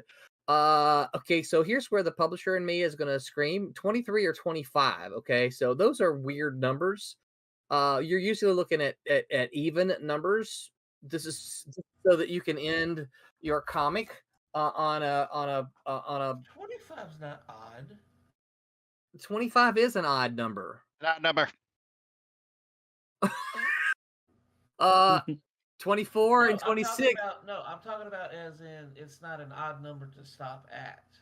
It is an odd number to stop at. It's an odd number, but it's also an odd number. I don't know. Maybe it's my OCD. It's like, why would I stop at 24? Because 24 is right there, and 24 is a pagination. So if you do 25 pages, you've got to add in traditional printing. You've got to add in an additional 8 pages, or print on demand. You've got to add in an additional 4 page. It costs you more. Yep. I'll explain it. I'll explain that whole thing to you later. But yes, it's a thing.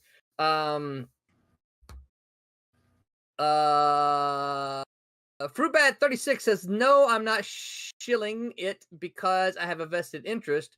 I just think, I just think it's pertinent to this discussion. Okay, so Fruitbat 36, I don't know who you are, so I don't know what your vested interest is, but yeah, no, I agree that is absolutely pertinent to the discussion. 4 pages at a time is how a book is made. 4 pages at a time is how a book is made. Digital printing. 8 pages at a time is how a book is made in traditional print. So you would have, if you look back at traditional printed comics, they were either 24 or 32 pages. That was just it. Martin in Ontario. Ontario. Okay. I think I know who that is. But I'm glad you joined us, Martin. Thank you. Okay, so Rob says, oh, I haven't looked at the things I would need to check. Okay. Steven. Cool. Yeah. Rob Davis says, create the file as a PDF and embed a link to the sales site for the book. Oh, yeah. I believe you can make links live in a PDF. Again, if they pirate the book, that link is included. Yes, you can do that because in our first, yes, color guy, I knew. Yep. I kind of figured it out. So you can embed links in a PDF. I figured this out, probably at about the third Kickstarter that we did. And what I ended up doing is going back into our Kickstarter PDFs and embedded links to Indie Planet and to creators' websites and things like that. So not super fancy, but if you have the Kickstarter PDFs and look at those, you will see, you can click on whoever the creator is and go to their webpage or go to Indie Planet, that kind of thing. Alex Sarabia, what's up, sir? He says, hey guys, great inking. Alex. Oh, yeah, I'm just kind of penciling right now. Yeah. That's the way I pencil. So for those of you who might not recognize Alex Sarabia's name, Alex Sarabia is the penciler for Divinity. So yeah. Yep. Who also Good has a standing invitation to join us, but he is Alex is a little camera shy, he says. So we'll get him on here one day. I think he's in a later time. I think he may be closer to Curtis's time zone, so we may get him to join the new crew. Blame him. Yeah, come on down, Alex. Yeah, Fruitbat 36 says, "Yep, do that with the PDFs." Yeah. Yeah, I think that's a great idea. And like I said, I only discovered this fairly recently. That gum is 10:35. Rob says, that's for getting me on the show. I never think about it until I take a break from the drawing board, and then I realize it's Sunday. If you want to send me a reminder and invite, I'd be happy to join in. Cool. I will do that. I will take care of. Matter of fact, I'll write me a little note here. So I will You're gonna do it on your little itsy bitsy teeny weeny post-it? No. I'm not gonna do it on that one. I'm doing it on my slightly bigger notepad. those post-it notes look like something you'd use if you cut yourself shaving. You use post-it notes when you cut yourself? No, but like taking small pieces of size, paper and okay. putting it on there. Let's see. We need to get Ron. I've talked to Ron as well. Get Ron on here. But Ron and Rob Hall. I thought I saw. They have Alex, their own. I thought I saw Alex. What's his name? He was on the show once with us. Sarabia? No, the other Alex. Oh, Gallimore. No, the guy. I can't pronounce his last name. It begins with an S. So Alex Sarabia, the guy who does a penciler for Divinity, and then there's Alex Gallimore, who was Alex Saviuk. Savia. Alex Saviuk. Yeah. He was watching. I saw where he was watching a little bit ago. Oh, cool. That's pretty cool. Yeah. Yeah, he's awesome. Alex is of course a longtime Web of Spider-Man artist. And he is yeah, he was he hung out with us once, and he's fairly local to me, so I get to see him at some of the local shows. So sorry, Alex, I'm tired. Fruitbat 36 says, show us more process stuff on the Silverline blog. Yeah, so I think that's something that Tim and I have talked a little bit. Tim's kind of the one who's got the reins for the blog, except for obviously some of the news and updates and stuff like that. And one of Tim's we had a discussion recently. One of Tim's comments is, I ask for all these process blogs, and he goes, People tell me they're going to do them, and he didn't mention names, so I don't know who it is. People tell me they're going to do them, and he goes, and then I wait and wait and wait and wait and wait and wait. And I said, dude, they're freelancers, they're creators. You got to send them reminders. Say, hey, where's that blog you said you were going to write? I'd like to see us. To me, why won't he do it to anybody? Like, I forgot, and I was like, hold on. Forgot. I'm just trying to get to it. I really am. I would really love Are to you do one it. of them? I am one of them. Yes. Okay, yeah. Yeah, I am one of them. I need to do that. I know I do, and it's on my to-do list. Yeah. As soon as I get freed up a little bit, along with the TikTok, I got to get busy on the TikTok. Yeah. So Fruitbat says, just give us a page. They don't have to write anything. And show us the cliffhanger. So you're talking about maybe updates on the projects. You say, hey, here's a page from this project. Here's the pencils, or here's the layouts, or here's the or a single panel. Cool. You know what? I hadn't thought about that, but that's a great idea. Because we have several projects going on, and that would be an easy thing to do. Just an update. Woo, hold it a little closer, John. Nice. Nice. Cool. Looking good, John.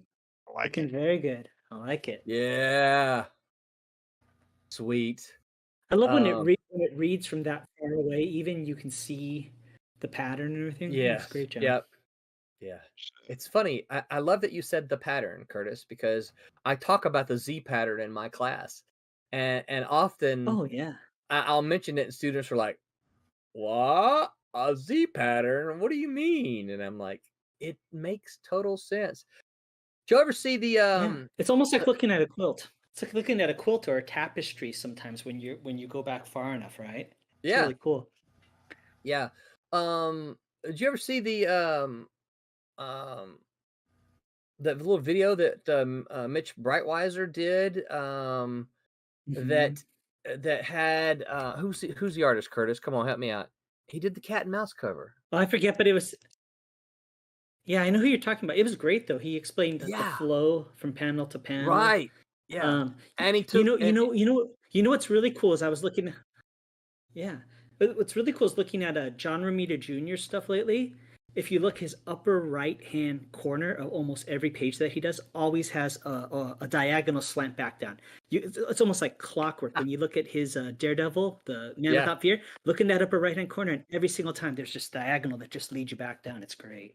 Yeah, that's fantastic. Yeah, that's a great a great video. I keep telling myself I'm going to email Mitch and asking him if he'd let me incorporate that into my class so that my students can actually see it, explained in great detail, because he does a really good job explaining that. So looking really good, Quentin. Thank you. Yeah. So any other I got 10:42, which means got 20 minutes, and I think that probably Death in Comics is longer than a 20-minute conversation. Agree. Yeah. So, because it's not. Is it real? Well, and I think that's all, or is it Memorex? Or that's all part of the that's all part of the discussion, right? Memorex. So, is there any other thoughts about really die? Right, in comics? So all right, so back to Comixology. So I guess maybe here's a question. I don't know, or let me make a statement first, and then you guys chime in, okay? So I've talked to people who have product on both Indie Planet and on Comixology, and no one that I have ever spoken to, except for one person who I don't think I believe this person, has said they really have made any money. Digitally, right? I mean, there's lots of stuff for sale, but I've never talked to anyone that says, "Oh yeah, we did pretty good digitally." No, everybody's always, it's out there and we've sold some, but I don't really get that much. And I'm talking about people on Indie Planet and people on comics. Fruit Bat's asking a question about covers, and people on Comixology. So, so I guess it sort of for me, it kind of boils down to I don't know how valuable that is for us to spend our time doing it when I don't know anyone who's really making any money. What do you guys think? I don't know. I mean, it could be another avenue just to put them on. I mean, you could actually just put them on there, not advertise, and have them be available. Of course, the problem is you have to cut. I mean, like when I used to sell them, it was like $1.99, 99 cents. Anything above that, people are like, well, I'm not paying that for a digital file, and it's like, so I didn't like the price, tag that came down. I put, I post my Galleons on Webtoons. And anybody watching this stream is going to find this out. What I plan on doing is after I post the whole thing, I'm going to keep it up for a month, and then I'm just deleting the entire account. Wow. And that's been planned for a while. So basically, it's like you've been able to read it, you got your preview, but if you don't jump in and read it that way, and then when I start selling it, they can't go like, well, it's online. It's like, not anymore. Gotcha. Yeah. So it was one of the ways. Makes sense.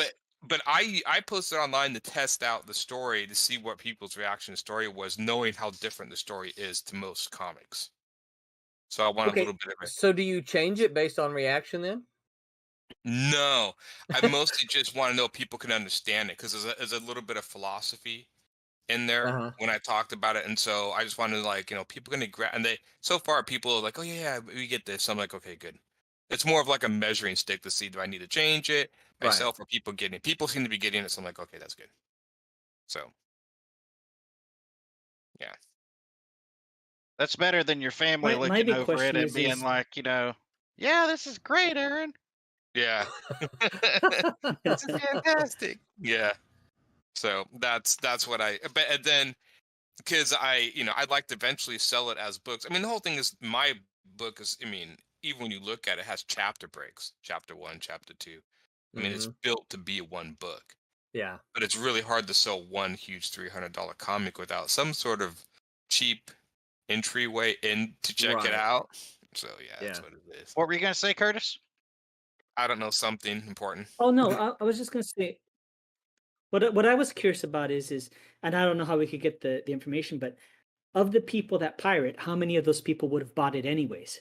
Yeah. Is you know what I mean? I mean, are pirates just people that just pirate stuff? And if that's the case, then kind of hell to it all and just post it up there and we get the people. Right. But I don't know. Be curious what the ratio is. Rob Davis says, I have a bunch of comics on Indie Planet and haven't made very much money. Fruitbag says, gotta skip, got a book, skip the cover talk. Okay. He says, have a great night. Fruitbag, thank you so much for hanging out with us tonight. I really appreciate it. And then he said, well, if you have digital files, you might as well post them online. Yeah, I think my biggest strange, my biggest Achilles heel is why a lot of people don't read my comic on Webtoons is because I'm just not formatting it for Webtoons. You have to do that long scrolling where you rip all the thing, and I'm just not. It's just not worth it for me to go and do that for something to give away for free. It's like you can read it in its original form. I don't need to. I can't read it on the phone, and I'm like, I don't care. If I was getting paid for it, that'd be a different story. But I'm not. So and in other words, so if people aren't reading it because of that, then and I've always done better in person. A stranger selling at convention and comic shops, I've always seemed to do better. I think my book personally looks better because it's built to look like individual old tombs and homes and stuff. So there's a different look to it. So it's just different. My friend suggested that I do Webtoons. I was never going to. I'm like, okay, I'll give it a shot. It's been okay. The reaction to it. So I'm writing down Delilah Dirk, Fruitbat. He said, don't forget to check out Delilah Dirk. So, yeah, Haley and I have talked about doing Bear on Webtoons, and for me, most of the interest is to check it out because I've never had anything on there. I hear a lot of people talk about it. I have a hard. It goes back to the giving it away for free. I have a hard time with that because I'm giving you away this whole book for free here, and there's no real way to make money from Webtoons, and so You know, and I think it'd be different maybe if there's like, hey, here's a tip jar. If you like the book, then give us some money. But Thing also maybe, about webtoons and a lot of online comics is it really caters to manga, especially I guess is it romantic or I don't know if it's shoujo or romantic type manga. I mean, webtoons have both really cater, and I know that's why my comic's not doing well because it's not complete manga, cute girl romance manga. I mean, everybody who does that just goes shooting off the chart. Not everyone, but a lot. right. So that might be a detriment. And this is why I always talk like I would love if somebody somewhere like if they made an American webcomics platform for American type comics, I'd be curious to see that because almost every web comic platform, because you go there for the audience, almost all those platforms are geared towards manga readers.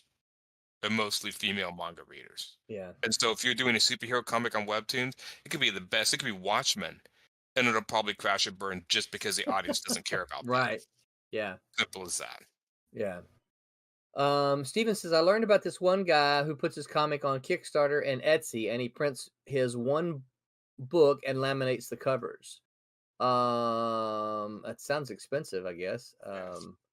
And then he says, do you think I should ask Comic Shop to see if they would help sell the comic? Yeah. I I would. think absolutely. I think that's a no-brainer. You should go to your local comic shop, wherever you get your comics, and talk to them and let them know that you got a comic coming out. My experience is I have found that not all, but most local comic shops will support a local creator. Yeah. Again, not all of them. Some of them, some of them Sometimes. are. Yeah, again, sometimes, and some of them are like, no, we're only going to buy Batman. If you do, I actually had a store tell me one time, hey, if you write Batman, I'll order those. But I'm not writing Batman. I'm writing my thing. Right? So Yeah, I've had that a few. Most shops I know, and it really comes down to shelf space, yes, as dumb as it is. But I've had shops say no. I mean, I would never. I mean, go ask away. I mean, all I could do is say no, and then you just got to learn how to burst into tears on command, so they can change their mind. right. Yeah, yeah, absolutely. Tommy says, good to see everyone. Have a great week. Thank you, Tommy. See you, You Tommy. as well. Gonna be placing a ginormous order tonight, dude. So be looking for it. Yeah, burst into tears on Humongous. command. Yeah, I think the other thing is, don't just count on one store. Um, Yeah. make yourself available to, I mean, put a pin in it, put a compass in the map, and then draw, a ring around where you live, and where you're comfortable, how far you're comfortable driving to support it, and and then contact every shop within that ring, within that circle, and say, hey, I made a comic, or I'm making a comic, and I'd love for you to get it, and I'm close enough that I can drive, and we can do an autograph signing, at the same time, I want to support the book. If they can get you in, a lot of them though will go for the quote unquote the event. Hey, look, we're having a comic creator in here. It's a way that they can try to get more readers in the store as well. So yeah, I think that's a great idea, Stephen. I think that's something you absolutely need to do. You have a store around here, Cosmic Monkey. Shout out to them. It's one of my favorite comic stores, but I sign with them a lot. I think they're the only ones that let me do signings. Other stores around here, there's a few. There's a few other shops I haven't been to just because they're further away. And I don't know if I haven't gotten it, but I have Cosmic Monkeys one that they'll do sales, like weekend sales, and then bring me and other people in to sign. So it'll be a signing event and then the sale event, and they combine it to get people into the sale and the sign. And those are fantastic. So Yeah. even if your store doesn't do that, maybe suggest that's an idea. They've done that, and they've been pretty successful so far. Yeah. Yeah. And of course, if you can also get any sort of signing avenues for Free Comic Day, that's huge. Well, and that's one of the things that Rob Davis just said. He said, free comic book day. See if they'll let you Yeah. set up a table at their shop that day. Mhm. And I agree. Free comic book day is a fantastic day. I I have done free comic book day at several of the local stores around here, and really probably settled on one of our supporters, Coliseum of Comics, who have had some really good free comic book days. And the thing about it is, free comic book day, that's the day they're already getting people in. So people are coming in not to see you, but they're coming in to get their free comics. And the fact that you're there is like, oh, cool, I can get free comics. And this guy does comics. Now, the thing that I've had to the thing that I've had to be careful of is they think that my comics are free too. I don't think I've had that. That's a good one. Yeah, they'll walk and get their free comics, and they come around for me. Oh, cool. Well, I'll take this one. I'm like, yeah, that one's not free. I'm sorry. You got to pay for that one. So, I'm trying to now. Now I have to look out for that. I'm trying to think if I've ever had that. No, I don't. Now I I'm don't- gonna and have they to put do us that right. to somebody. Yeah, yeah. they put us right next to the free table too. Yep. Well, it's because usually they have kind of a line going, right? So they want to stream the people, and that's what they've done.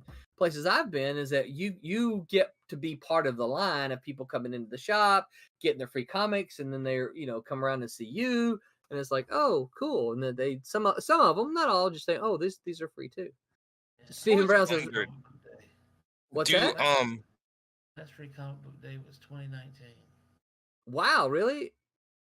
Well, it's because we didn't do one in 2020 and 20. Yeah. I was sitting here thinking, wow, really? But they're like, no, that's me too. I was the only one there last time.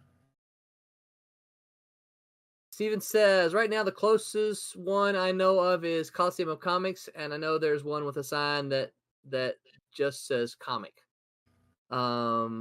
Yeah, so Coliseum of Comics is a chain. If you can get so you must be in the Orlando area. So so I want to say, I don't hold me down, I want to say there's about 13 stores for Coliseum of Comics.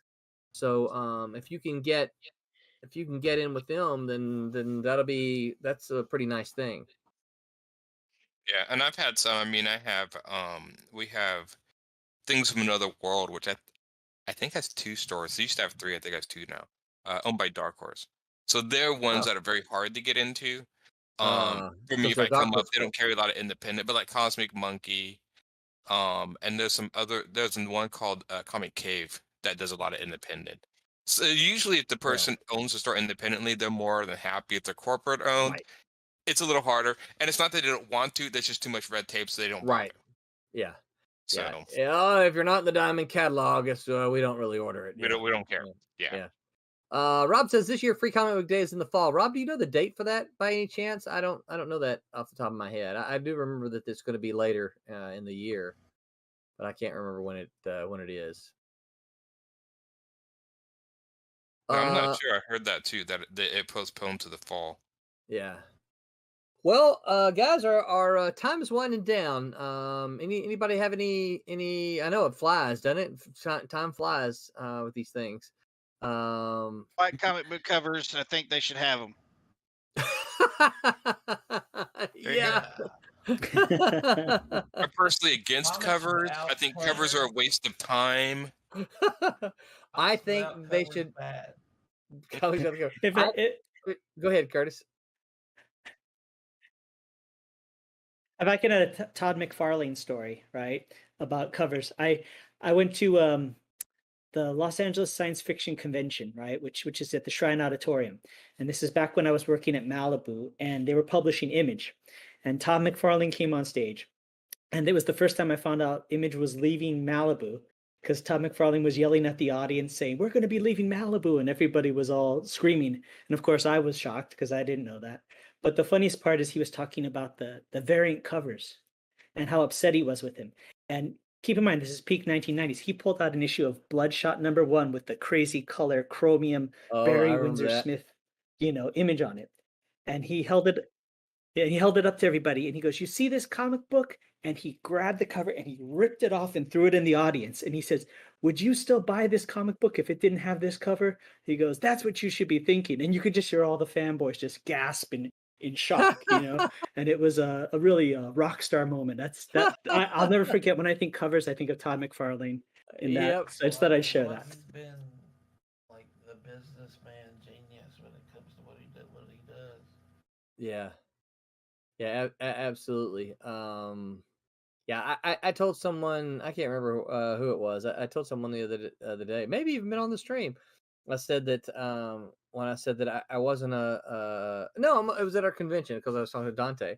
I said, you know what, I'm not really a Spawn fan, and I'm not really a Todd McFarlane as a creator fan as much. I like his work, don't get me wrong. It's just like I'm not Todd McFarlane, but I am a fan of Todd McFarlane, the person. I absolutely love his spirit of independence, his spirit of get it done. Entrepreneurism. What's that? Entrepreneurism. Yes, Well, he's got a passion that's unrivaled. Too. Yes, and I love that. I absolutely love that. There's one of his interviews. I'd love to listen to his interviews. He's like, you don't like your job? Well, I got an answer for you. Quit. You don't like your shoes? Well, I got the answer for you. Get another pair. Like Yep. When he's drawing, he's sitting there making noises as he's drawing, like we're gonna do this, and he's like, yeah, yeah. But yeah, I'm a fan of Todd McFarlane. I'd love to listen to the guy, and I think I love his spirit and his passion. I think honestly, out of the big names, I think the three most passionate people about the industry has got to be Todd, Rob, and believe it or not, Jim Lee. I've heard stories of Jim Lee going off on folks for mishandling people's stuff. All right, so Rob just messaged that Free Comic Book Day is Saturday, August the 14th this year. I'm gonna have to pass that off of the day job, so I can be a part of that. That is the same. Okay, this is really weird because MegaCon in Orlando is slated to be that weekend, so that's interesting. Well, it is MegaCon. Yeah, but it's MegaCon. Yeah. Okay. Cool. So, thank you, Rob. Comic books there. Oh. That's true. Whoops! I need some more tea.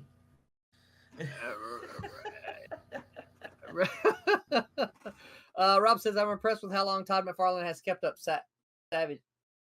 What? Not Savage Dragon. That's Eric Larson. That's Eric. Yeah, that's Eric Larson. Eric Larson is Savage Dragon. Todd McFarlane is Spawn. So, but yeah, either one of them, and actually both of them, of all the original 7, they're the only 2 to really kind of keep going. Okay, so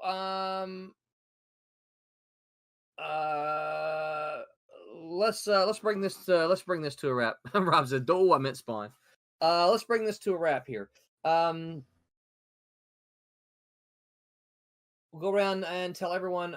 John, tell everyone where they can find you on the interwebs, please. Everywhere except for OnlyFans. I don't have one of those. So buy my art. You gonna do it? I don't have a body for that. So Are you on Twitch? Are you kidding? You'd make bank, John. John, are you on Twitch? Actually, I've signed up for Twitch like years and years ago, and I haven't done anything on it. You should do one of those hot tub videos. Yeah. Don't you think, Brett? Oh yeah, have some slow jam going in the back. Oh yeah. Yeah. For another 50 followers, I'll stand up. And that's what everybody like. They're paying me to stay seated. Yeah. But you can find me on Facebook, Twitter, Instagram, TikTok, Patreon, all those places. Sweet. You'll either see this ugly mug, or if or like something saying something about an artistic Viking. So. Or Voltan.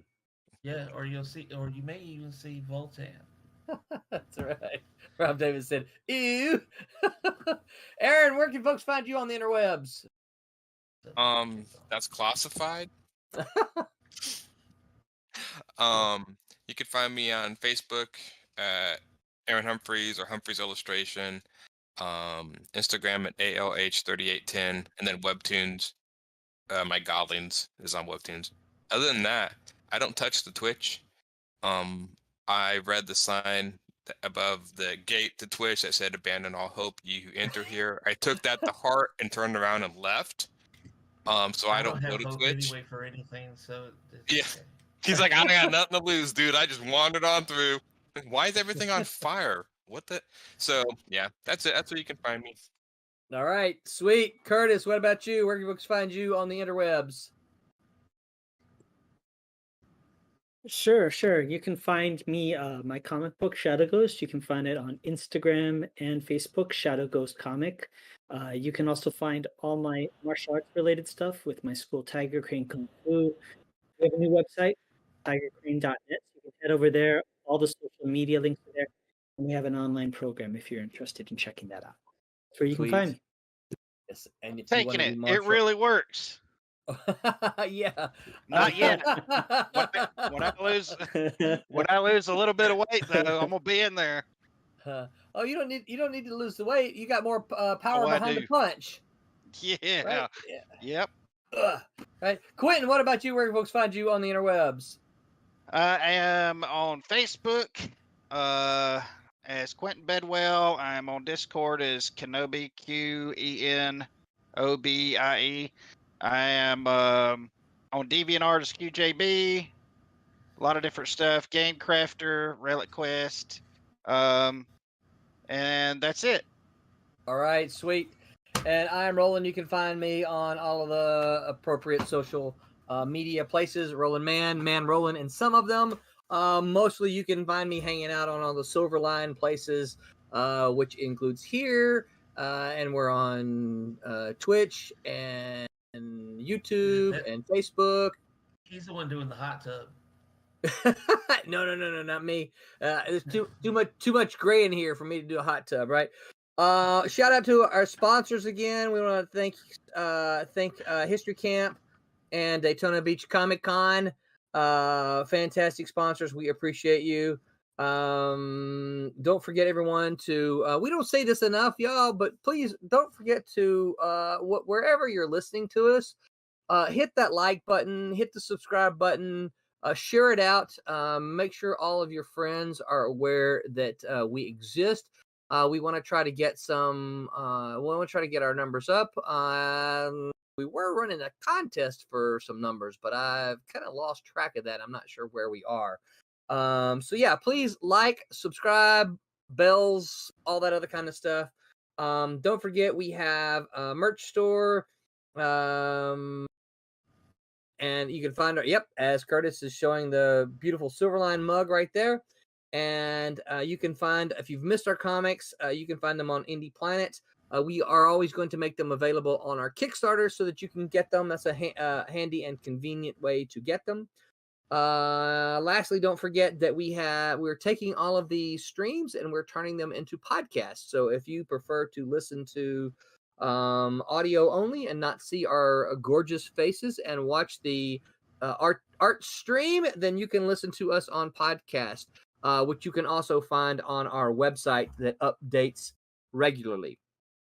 We do want to know that if all goes as planned, and I have no reason not to think that, next week we will, starting at a new time, next week we're going to move the show to 8 p.m.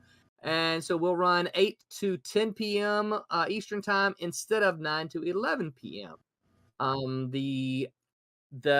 After next week, the rest of the week will change as well. We'll let Wednesday talk to you about that when the Whammers come on Wednesday. Any last comments, fellas? All right. Well, you know what's next. All right, guys. We'll see you next time, and remember to make mine Silverline. Make mine Silverline. Bye, everybody. Woo!